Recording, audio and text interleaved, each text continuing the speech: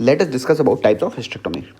Hysterectomy जो होती हैं 3 तरह की होती हैं, type 1 hysterectomy, type 2 and type 3। Type 1 जो होती है बिल्कुल जो हमारा यूट्रस सर्विक्स उसके पास से होती है, उसके नियर टाइप्स ऑफ हिस्टेक्टोमी होती हैं। टाइप 1 जो होती है बिल्कुल पास से होती है। टाइप 2 जो होती है वो मिडवे में होती है, जहाँ यूरेटर के लेवल पे होती है। ये यूरेटर्स के लेवल है, इस लेवल पे होती है मिडवे। और यहाँ पे ये रेक्टम के पास जा रहा है ना फिशिया, इसके भी मिडवे पे होती है। ठीक है। टाइप 3 जो होती है, टाइप 3 जो होती है बिल्कुल एक्सट्रीम पे हो जाती है, यूरेटर के लेटर साइड पे होती है और रेक्टम के बिल्कुल पास होती है। तो ये एक्सट्रीमली दूर होती है। फिर उसके बाद हम बात करते हैं इनके नाम। टाइप 1 हिस्टेक्टोमी को हम बोलते हैं सिंपल हिस्टेक्टोमी और एक्स्ट्रा फेशियल भी बोलते हैं। टाइप 2 को क्या बोलते हैं, मॉडिफाइड रेडिकल हिस्टेक्टोमी और वर्दीम्स हिस्टेक्टोमी भी बोलते हैं। फिर आती है टाइप 3, इसमें रेडिकल हिस्टेक्टोमी होती है, इसे हम रेडिकल बोलते हैं और मीग्स हिस्टेक्टोमी बोलते हैं। ठीक है, अब इसके बारे में हम डिस्कस करते हैं। देखिए, ये हो गया सिंपल हिस्टेक्टोमी। सिंपल हिस्टेक्टोमी जो होती है उसमें उसे हम एक्स्ट्रा फेशियल भी बोलते हैं। तो हम सबसे पहले क्या करेंगे, सारा जो उसके बाहर का फेशिया होगा, यूट्रस के और सर्विक्स के बाहर का जो फेशिया होगा, टेक आउट से बाहर निकाल लेंगे हम। ठीक है, take out the covering fascia. फिर उसके बाद हम यूट्राइन वेजल्स को लाइगेट करेंगे।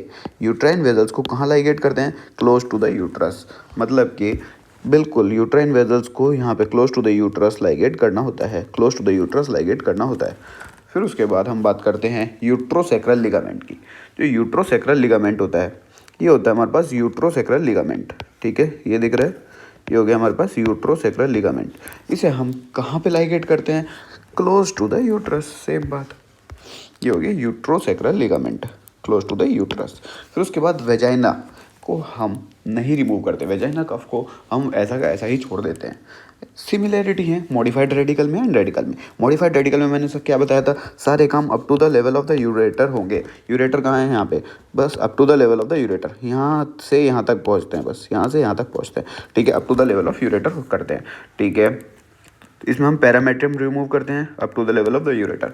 यूट्राइन वेजल्स को लाइगेट करते हैं at the level of the ureter. ठीक है, और हम यूट्रोसेक्रल लिगामेंट, मैंने क्या बताया था, ये यूट्रोसेक्रल लिगामेंट हो गया पूरा। ये कहाँ तक काटते हैं हम, ये हम midway to the rectum, rectum के और इसके बीच में जो मिड रास्ते पे हम इसे काटते हैं। तो ये हो गया midway to the rectum. And हम इसमें वेजाइना को कितना का रिमूव करते हैं, vaginal cuff is 1 to 2 centimetre, vaginal cuff is removed 1 to 2 centimetre. अब बस इसमें थोड़ा सा डिफरेंस आया रेडिकल में। रेडिकल में क्या हुआ, सारे काम लेटरल टू द यूरेटर होंगे एंड हम पैरामेट्रियम रिमूव करते हैं लेटरल टू द यूरेटर। मतलब क्या हुआ इसका मतलब, पैरामेट्रियम मतलब जो इसके आसपास का टिश्यू होता है, तो ये लेटरल टू द यूरेटर। हम देखो ये यूरेटर है, इसके लेटरली यहाँ तक लेटरल टू द यूरेटर हम इसे रिमूव करते हैं। ठीक है, और हम यूट्रोसेक्रल लिगामेंट को close to the rectum remove करते हैं। इतना क्लियर हो गया था। यूट्राइन वेजल्स को हम इधर लाइगेट करते हैं, बहुत दूरी पे, यूरेटर के लेटर साइड पे। और वहाँ पे क्या देखने के लिए मिलता है हमें, origin of internal iliac vessels.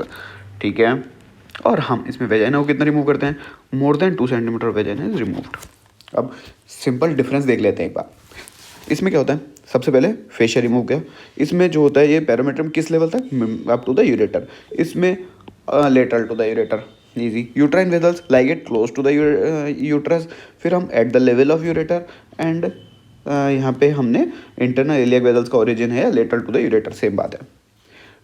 ठीक है, फिर उसके बाद हम बात करते हैं यूट्रोसेक्रल लिगामेंट। ये क्लोज टू द यूट्रस होता है, ये मिडवे बीच रास्ते में, और ये पूरा एक्सट्रीम रेक्टम के पास। फिर वेजाइनल कफ रिमूव ही नहीं करते, इसमें 1 to 2 सेंटीमीटर रिमूव करते हैं, इसमें मोर देन 2 सेंटीमीटर रिमूव करते हैं। तो ये डिफरेंस हुए हमारे इसके हिस्टेक्टोमी के, 3 तरह के हिस्टेक्टोमी के। आई होप आपको समझ में आया होगा। Thank you so much.